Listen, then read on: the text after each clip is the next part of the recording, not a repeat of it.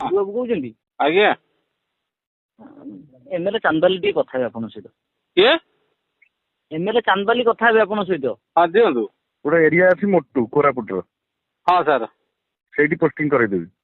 ହଁ ସାର୍ କରିଦିଅନ୍ତୁ, ପଳେଇଯିବି। କାଲି ଡିଜି ପାଖରେ ବସି ତ ବୁଲେଇକି ଫୋପାଡ଼ି ଦେବି କୁଆଡେ। ନାଇଁ ସାର୍ କରିଦିଅନ୍ତୁ, ମୁଁ ୱେଲକମ୍ ସାର୍। ଗୁରୁ ବାବୁ ସାର୍ ନମସ୍କାର ସାର୍। ତମକୁ ମୁଁ 2-3 ଥର କହିଥିଲି ଆଗରୁ। କାହିଁ ସାର୍? ନାଇଁ 2-3 ଥର ଆଗରୁ କହିଥିଲି, ଏବେ ବି କହୁଛି। ସାର୍ ତମେ ଜାଣିଛ ଏଠି ପଲିଟିକାଲ ପ୍ରୋବ୍ଲେମ କୋଉଠି କଣ ହଉଛି, ବୁଝିଲ ନାଇଁ? ହଁ ସାର୍। ତମେ ତାକୁ ଜାଣି ଶୁଣିକି ଏଗ୍ରାଭେଟ୍ ଅଧିକା କରୁଛ। କାହିଁକି? କେତେବେଳେ କଣ କରୁଛ ତା ଠିକଣା ନାହିଁ। କାହିଁ ବୁଝିଲ ସାର୍? ନାଇଁ? ତମେ ବାରମ୍ବାର ମୁଁ କହୁଛି, ବୁଝିଲ? ତମ ରେକର୍ଡିଂ ଅଛି କି ତମ ମୋବାଇଲରେ? ନାଇଁ ସାର୍ ମୋର ନାହିଁ ନାଇଁ।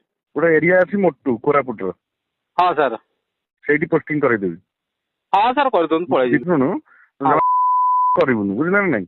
ଲ ସବୁବେଳେ ଲ ତା ବାଟରେ ଯିବ। ହ୍ୟାଲୋ ସାର୍ ମୁଁ କହିଲି ଯେତିକିରେ ରହିବା କଥା ସେତିକିରେ ରହିବୁ। ତମ ପୋଷ୍ଟ ଯେତିକି ଏସ୍ଆଇ କି ଏସ୍ଆଇ ତମେ ଅଛ ସେତିକି ରହିବ, ନିୟମ ଅନୁସାରେ କାମ କରିବ। ହଁ ନିୟମ ସାର୍। କାମ କାହିଁ କରୁଛ? କାଲି ଡିଜି ପାଖରେ ବସି ତ ବୁଲେଇକି ଫୋପାଡ଼ି ଦେବି।